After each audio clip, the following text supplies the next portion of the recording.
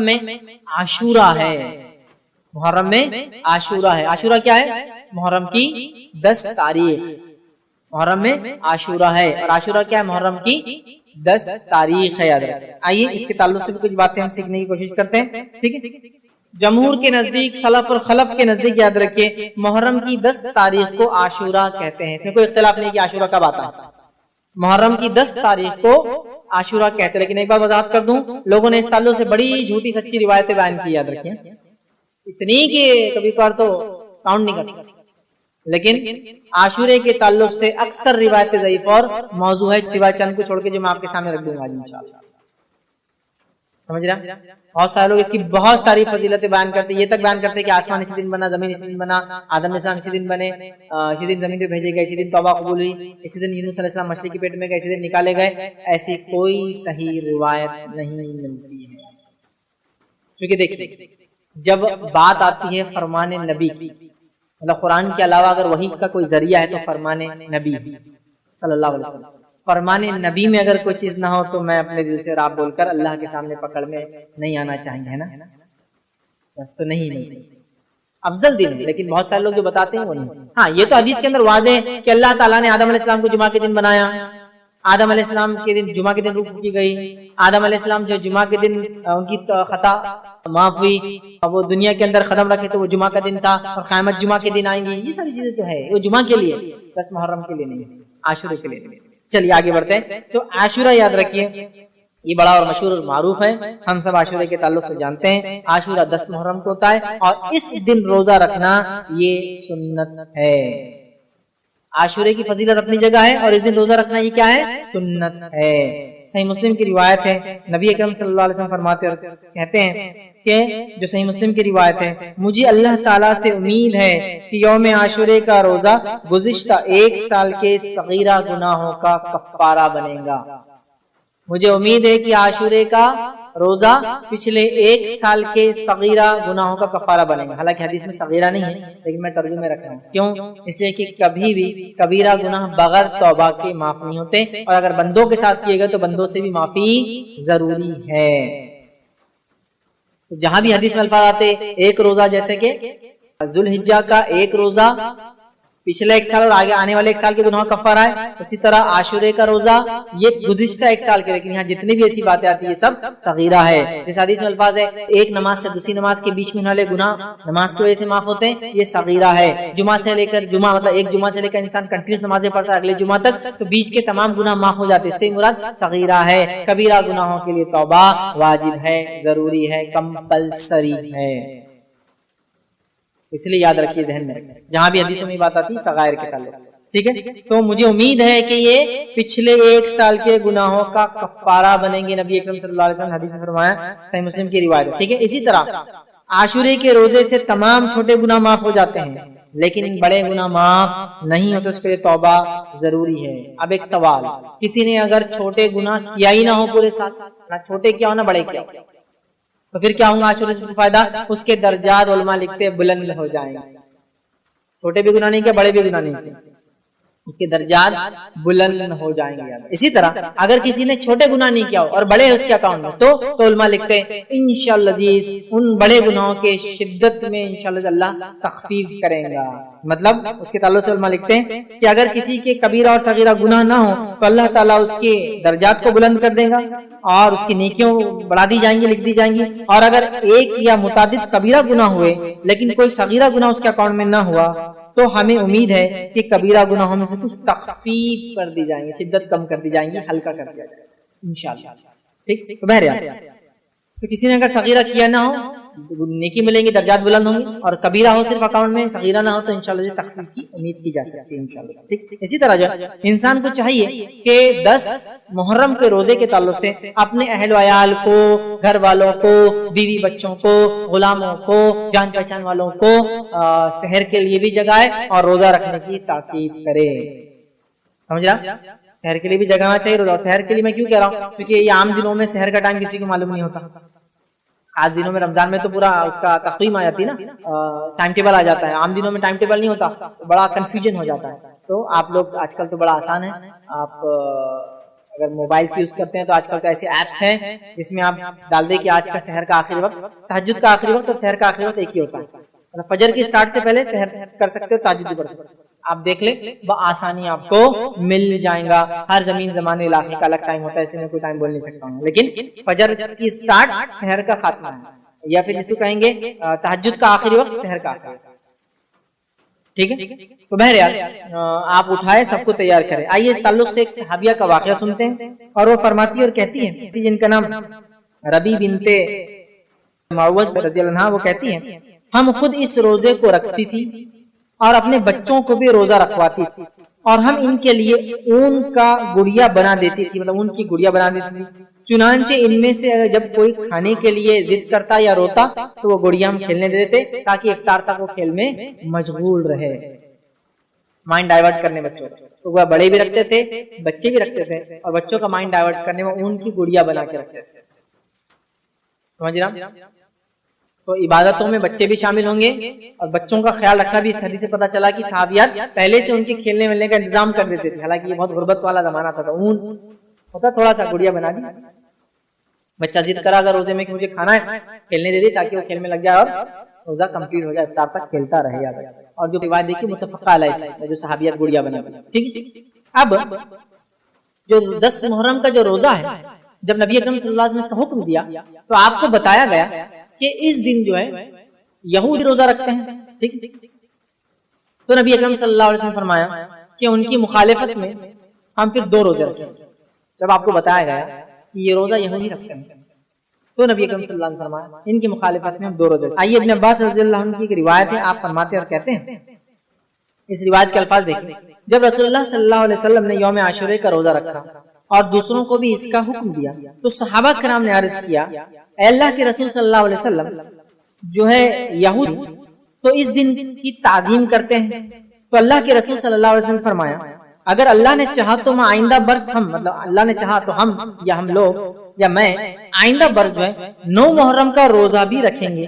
ابن عباس رضی اللہ عنہ فرماتے اور کہتے ہیں کہ نبی اکرم صلی اللہ علیہ وسلم آئندہ سال آنے سے قبل ہی انتقال کر گئے. جب آپ نے یہ حکم دیا کہ عاشورے کا ایک روزہ پچھلے 1 سال کے گناہ کفارہ ہے، تو آپ کو بتایا گیا اس دن کی تعظیم تو یہود کرتے ہیں، یوز نہیں کرتے ہیں. تو آپ نے کہا ان کی مخالفت میں ہم 1 نہیں 2 روزے رکھیں. اب ان کی مخالفت کی بات کیوں ہو رہی ہے؟ اس لیے کہ یہود اپنی کتاب کی مخالفت، اللہ کی مخالفت، اس لیے نبی اکرم صلی اللہ علیہ وسلم آخری نبی نے ان کی مخالفت. دشمنی سے نہیں، لوگ بولتے ہیں دشمنی سے نہیں، کیونکہ انہوں نے اللہ سے دشمنی، اللہ کے احکامات کو نہیں مانا، پیدا کرنے والے کے حکم کو نہیں مانا، اس لیے ہم ان کی مخالفت، ورنہ کوئی دشمنی نہیں. سمجھ رہا؟ تو آپ نے ان کی مخالفت کیا. تو آپ نے کہا کہ انشاءاللہ عزیز اگر میں زندہ رہا تو آنے والے سال کون سا روزہ رکھوں گا؟ 9 کا رکھنا ہے. تو پتا چلا ہمیں کون کون سے روزے رکھنا ہے اب؟ 9 اور 10، مطلب 9 اور 10، 9 اور 10 تک محرم کو ہم کو 2 روزے رکھنا ہے، اور یہ 2 روزے 1 سال کے گناہ کا پچھلے. اور ذوالحجہ کی 9 تاریخ کا روزہ وہ 2 سال کے گناہ کا کفارہ جو گزرا، اور جو مطلب 1 روزہ 2 کا کفارہ، یہ 2 روزے 1 کا کفارہ جو گزرا ہے. ٹھیک ہے، چلیے. تو یہ بھی پتا چل گیا کہ ہم کو عاشورے کا روزہ رکھنا ہے. نبی اکرم صلی اللہ علیہ وسلم رکھا، صحابہ رکھتے تھے، سب رکھتے تھے، بچوں کو رکھاتے تھے، اور مخالفت نہیں ہوتی. 2 روزے ہم کو رکھنا ہے، مطلب 10 کا تو رکھنا ہی اور 1 اضافہ کرنا ہے. آئیے دوسری روایت کے اندر صحیح مسلم کے اندر الفاظ ہے، اگر میں اگلے سال زندہ رہا تو 9 محرم کا بھی روزہ رکھوں گا. ایک میں اوپر والی میں کہا تھا کہ ہم رکھیں گے، اس میں کہا کہ میں رکھوں گا. اسے پتا چلا آپ کو اور ہم کو 9 اور 10 کا رکھنا ہے. یاد ہے. اسی طرح جو عبداللہ ابن عباس رضی اللہ عنہ فرماتے ہیں، مسند احمد کی روایت ہے، اس روایت میں اختلاف ہے. کچھ نے اس کو ضعیف قرار دیا ہے، لیکن محمد شاکر نے جو کہ محدث تھے انہوں نے اس کو حسن قرار دیا. تو میں کہوں گا اس کے علماء کا اختلاف ہے اس حدیث کی سند میں. اس حدیث کے الفاظ کیا سنی؟ مسند احمد کی روایت ہے، اور بھی یہ روایتیں اور بھی الفاظ سے آتی ہیں، مطلب اور بھی حدیثوں کی کتاب موجود ہے. روایت کے الفاظ ہے، عاشورے کے دن کا روزہ رکھو لیکن یہود کی مخالفت بھی کرو، لہذا 1 دن پہلے یا 1 دن بعد رکھو. لہذا 1 دن پہلے یا 1 دن بعد رکھو. تو میں یہ کہوں گا کہ جو 9 10 کا نہ رکھ سکے تو وہ کون سا رکھے؟ 10 اور 11 کا. لیکن افضل کون سا ہے؟ 9 اور 10، کیونکہ یہ روایت میں اختلاف ہے، اس کی صحت میں، اس کی سند میں، کہ یہ ضعیف ہے یا حسن ہے، اس میں اختلاف ہے، دونوں رائے علماء. بٹ افضل کیا ہے؟ 9 اور 10. 9 and 10 नहीं हो सकता तो फिर नेक्स्ट फेज में 10 and 11 के लिए हम जाएंगे, 10 और 11 के लिए, लेकिन अफजल 9 और 10 से ही बात वाज़िह होनी चाहिए आप लोगों के ज़हन में। चलिए आगे बढ़ते हैं। अब किसी वजह से ये 2 रोजे आप नहीं रख सकते और आपको सिर्फ 10 का रोजा मिल गया, मतलब आप 9 का भी नहीं रख पा रहे और 11 का भी नहीं रख पा रहे किसी वजह से, तो क्या हम एक रोजा रख सकते हैं ये? तो हाँ, ये खाली एक रोजा भी रखा जा सकता है इंशाअल्लाह, इसमें कोई मसला नहीं है। यार किसी वजह से अगर आप एक रोजा ही रख पाए तो भी ये काफी है। बहुत सारे लोगों की गलतफहमी है कि अगर 9-10 या 10-11 का रोजा नहीं हुआ, नहीं रख पाएंगे तो फिर 10 का रोजा भी वो ड्रॉप कर देते हैं। क्या करते हैं, गलती क्या होती है, वो बोलते हैं अब 9 का नहीं हो रहा और 11 का भी किसी वजह से नहीं हो रहा तो 10 भी क्या करते हैं, छोड़ देते हैं। ऐसा करना गलत है। अगर किसी वजह से आप 9 का भी नहीं रख पाए, अगर किसी वजह से आपने सोचे 10-11 रखूंगा और 11 का नहीं रख पाए, तो आपका 10 का रोजा बिल्कुल दुरुस्त है। तो गोया खाली एक रोजा भी, जैसा कि मेरी सेहत साथ नहीं देंगी, 2 रोजे तो मैं रख सकता हूँ, एक ही रखता हूँ, तो आप एक भी रख सकते हैं। नियत रखें कि अल्लाह मेरी सेहत है तो मैं दूसरा भी जरूर। या किसी औरत ने नियत की कि 10 और 11 का रखेंगी, समझो किसी वजह से, ठीक, और हुआ ये कि 10 को तो रोजा रख पाई और 11 को नापाक हो गई, वो भी कोई मसला नहीं। या कोई औरत 9 को नापाक, समझ रहे हैं, और उसने नियत की थी कि 9-10 रखूंगी, तो बहरहाल वो फिर 10-11 रख लें, इसके पास मौका है। तो बहरहाल किसी वजह से आप 9 का या 11 का रोजा सफर की वजह से, बीमारी की वजह से, औरत की हैज की वजह से, किसी और प्रॉब्लम से नहीं भी रख पाए, सेहत की वजह, तो आपको एक रोजा भी इंशाअल्लाह अज़ीज़ किफायत कर जाएंगे, इसमें कोई हर्ज नहीं। एक और गलतफहमी कि एक रोजा नहीं रखना बोले एक रोजा भटकता, इसकी कोई दलील नहीं है कि एक रोजा भटकता, ऐसा कुछ भी नहीं बोले जोड़ीदार लगता, बहुत कॉमन मिसकंसेप्शन है कि एक रोजा कभी नहीं रखना, 2 रखना बोले, तो लिहाजा 9-10 जैसा है। उसी तरह जुल्हिज्जा में भी बोले एक नहीं रखना 9 का, एक दिन पहले, चूंकि जुल्हिज्जा की 10 तारीख को तो ईद है, मतलब बकरीद है, तो बोले 8-9 का रखना, ऐसा नहीं है, एक रोजा बस। हाँ, जो रोजा एक नहीं रखने का हुक्म दिया गया वो कौन से रोजा है? जुमे का अकेला रोजा रखना मना किया गया और हफ्ते का अकेला रोजा रखना मना किया गया। तो अगर आपको जुमा रखना है तो आपको जुमेरात ऐड करना पड़ेगा, या फिर जुमा रखना है तो आपको हफ्ता ऐड करना पड़ेगा, या आपको हफ्ता रखना है तो इतवार ऐड करना पड़ेगा। खाली जुमे का और खाली हफ्ते का रोजा रखने से नबी अकरम सल्लल्लाहु अलैहि वसल्लम मना किया, बल्कि हफ्ते के ताल्लुक से आपने कहा कि अगर तुम्हें पत्ते मिले भी तो खा लो, लेकिन हफ्ते का रोजा खाली मत रखो। या तो रखना है तो फिर क्या करना होगा, आपको रोजा अटैच करना होगा, एक वो जुमा और हफ्ता है, ना कि कोई और दिन। तो लिहाजा किसी वजह से आप एक भी रोजा रखें तो इंशाल्लाह इसमें कोई हर्ज नहीं। ठीक, इसी तरह एक और सवाल, लोग बोलते हैं कि मेरे रमजान के रोजे बाकी, मेरे रमजान के रोजे खजा बाकी, तो क्या मैं ये रोजे रख सकता हूँ? ये तो नफिल है, ये तो सुन्नत है, अब मेरे तो फर्जी खजा है। तो याद रखिए, आप रमजान के रोजे खजा हो भी तो ये नफिल रोजे रख सकते हैं। बहुत से लोगों का मिसकंसेप्शन होता है कि रमजान की अगर खजा है तो बाकी नफिल रोजे नहीं हो सकते जब तक कि खजा पूरी नहीं होती। तो मैं ये बताना चाहूंगा, ये जो रोजा है मुहर्रम का, खास तौर से 9 और 10 का, ये रोजा मखसूस है और एक तारीख से अटैच है। ये तारीख जाने के बाद आपको इसको रखने का मौका नहीं मिलेगा। लिहाजा अगर रमजान की खजा बाकी है भी, तो बहुत सारी बार बीमार लोगों का मसला होता है, औरतों का होता है कि हैज की वजह से रोजे उनके छूट जाते हैं रमजान के और वो रख नहीं पाती। अब मुहर्रम आ जाता है, फिर वो सोचते रहे मुहर्रम आ गया तो क्या मुहर्रम के नफिल रखूं जबकि मेरे तो फर्ज बाकी है। तो याद रखिए, आपके फर्ज रोजे अगर खजा बाकी भी है तो उलमा की कई कौल और फतावे मौजूद है कि आप खजा रोजे बाकी रहने के बावजूद भी मुहर्रम का रोजा आप रख सकते। तो लिहाजा मुहर्रम का ये रोजा 9-10 का आप बिल्कुल, अगर खजा रोजे बाकी भी हैं तो रख ले।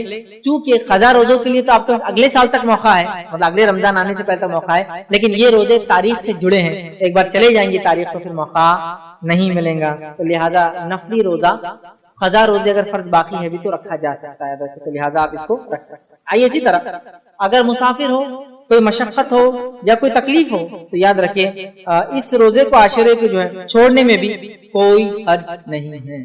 कोई तकलीफ है, कोई मशक्कत है, कोई प्रॉब्लम है, बहुत से लोग आशुरे कहते हो बहुत ज्यादा शिद्दत के साथ में रखने चाहिए, ऐसा नहीं, आप छोड़ सकते हैं। और सफर में भी, बीमारी में भी आपको लगता है कि रोजा रखने के आप कैपेबल है तो इसको कंटिन्यू रख सकते हैं। दोनों चीजें, मतलब छोड़ भी सकते हैं मजबूरी में और रख भी सकते हैं आपकी मर्जी से। सफर में हो क्या मैं रखूं, इसलिए कि अल्लाह ने तो कुरान में कहा कि रमजान की भी रोजे और आप सफर में तो छोड़ सकते हैं, लेकिन अगर किसी को तंदुरुस्ती सेहत है और सफर में तकलीफ नहीं होंगी और वो इसको अपने सफर में आड़ ना बना ले रोजे को, तो रखने में कोई नहीं। आड़ बोले तो कैसा, अब आप सफर में और आपको ताकत की जरूरत اور آپ اپنے آپ کو سفر میں روزے کو آڑ بنانے کے لیے روزہ رکھ لے رہے 10 کا، آپ سامان اٹھانا، ارے تم اٹھاؤ میں روزے سے آ جاؤں، مطلب لوگوں کے لیے اپنے روزے کو آڑ بنا رہے ہیں، ایکسٹرا سو رہے بھائی اٹھنا کام کا ٹائم ہے، نہیں آج روزہ ہے نا، معلوم ہے تم لوگ تو بے روزے دار ہے تو روزہ ہے نا، تمہیں کوئی آڑ نہیں ہونا چاہیے، ٹھیک ہے، اس چیز کو آپ یاد رکھیں، ٹھیک ہے۔ اچھا ایک اور سوال، کیا یہ روزے کی قضا ہو سکتی ہے 10 محرم کو؟ تو یاد رکھیں اس روزے کی کوئی قضا نہیں ہے، کیونکہ یہ روزہ ایک پرٹیکولر ڈے سے جڑا ہوا ہے، وہ دن جانے کے بعد اس کی قضا نہیں ہوتی ہے، یاد رکھیں، ٹھیک ہے۔ اسی طرح جو ہے میں ہر سال یہ روزہ رکھنے کا عادی ہوں، میں ہر سال 9-10 کا روزہ رکھتا ہوں، یہ سال کسی وجہ سے رکھ نہیں پایا، بیماری کی وجہ سے رکھ نہیں پایا، سفر کی وجہ سے رکھ نہیں پایا، عورت حیض کی وجہ سے رکھ نہیں پائی، نفاس کی وجہ سے مطلب مینسس کی وجہ سے جو ہے، اور نفاس کی وجہ سے اولاد کی پیدائش کے بعد جو مسئلہ ہوتا ہے میں روزے نہیں رکھ پائی، تو علماء لکھتے ہیں اگر اس کی نیت تھی اور وہ ہر سال رکھتا تھا یا رکھتی تھی اور اس کی نیت یہ تھی تو انشاءاللہ اس نیت کی وجہ سے اس کو اس کا بھی اجر اور ثواب مل جائے گا، اور اس کے لیے وہ لوگ دلیل اس حدیث کو رکھتے ہیں، اور حدیث دیکھیے اس طرح سے ہے جس میں نبی اکرم صلی اللہ علیہ وسلم فرمایا، صحیح بخاری کی روایت آپ نے فرمایا جب بندہ بیمار ہو جائے یا سفر پہ ہو تو اقامت وہ صحت کی حالت میں عمل کرنے کی طرح اس کے لیے اجر لکھا جاتا ہے۔ جب بندہ بیمار ہو جائے یا سفر میں ہو جس کی وجہ سے وہ ریگولر جو کام کرتا تھا اعمال کرتا تھا نہیں کر پاتا ہے تو اللہ تعالیٰ اس کی نیت کی وجہ سے اس کو اس کا اجر دے دیتا ہے، سبحان اللہ۔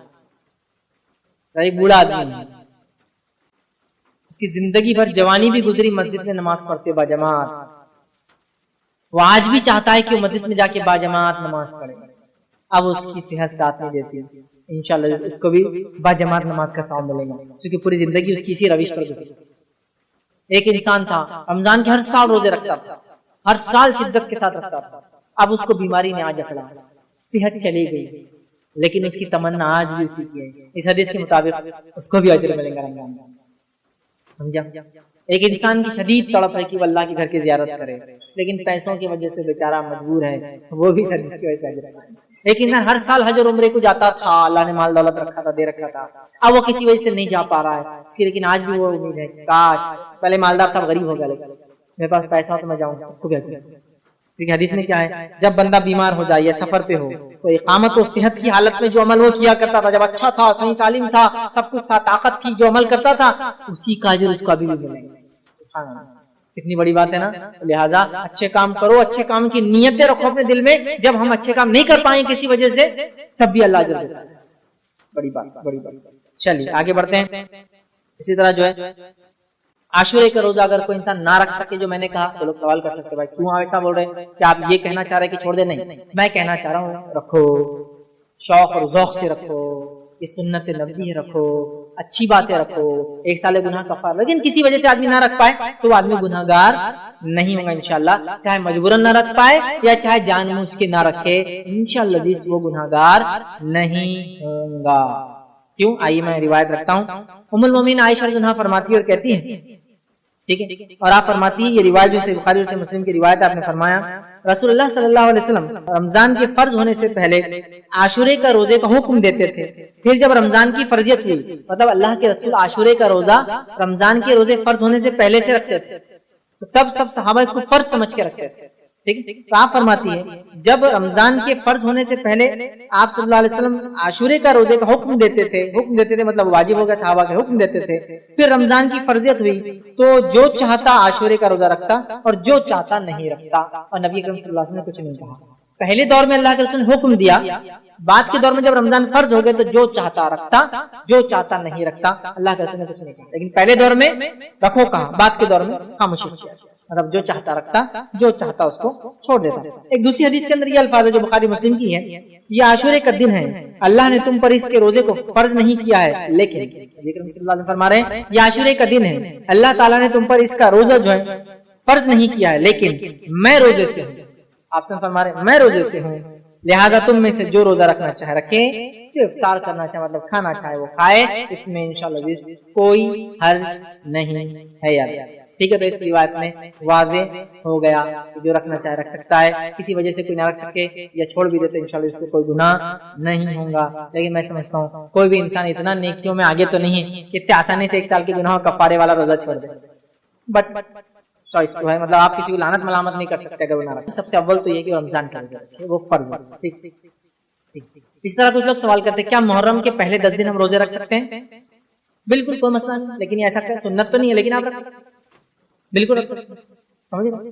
نبی اکرم صلی اللہ علیہ وسلم ذوالحجہ کی ابتدائی 9 دنوں کا پورے روزے رکھتے تھے، پورے 1 سے لے کر 9 تک، ٹھیک؟ تو آپ رکھ سکتے ہیں، اور محرم میں بھی 1 سے 10 تک، لیکن نبی اکرم صلی اللہ علیہ وسلم کی خاص سنت نہیں ہے، لیکن چونکہ محرم اللہ کا مہینہ ہے اور اس کا روزہ سب سے افضل ہے، آپ اس نیت سے سوچیں کہ یہ عشرئی بڑا مقدس ہے، محترم ہے، عظمت والا ہے، مہینہ ہی عظمت والا ہے، اللہ کا مہینہ، رکھ لے، کوئی حرج نہیں انشاءاللہ عزیز، اس میں کوئی مذائقہ انشاءاللہ عزیز نہیں ہے، لیکن اس کو کوئی سنت نہ سمجھے، مطلب اس کا روزہ افضل ہے، اس نیت سے آپ بالکل رکھ لے، کوئی مسئلہ نہیں، لیکن اس کا 10 دن سنت نہیں، آپ صلی اللہ علیہ وسلم نے مخصوص 10 دن محرم کے روزے نہیں رکھے، لیکن آپ بہت کثرت سے اس کے روزے رکھتے تھے۔ تو یہ چند باتیں تھیں اس کے روزے کے تعلق سے۔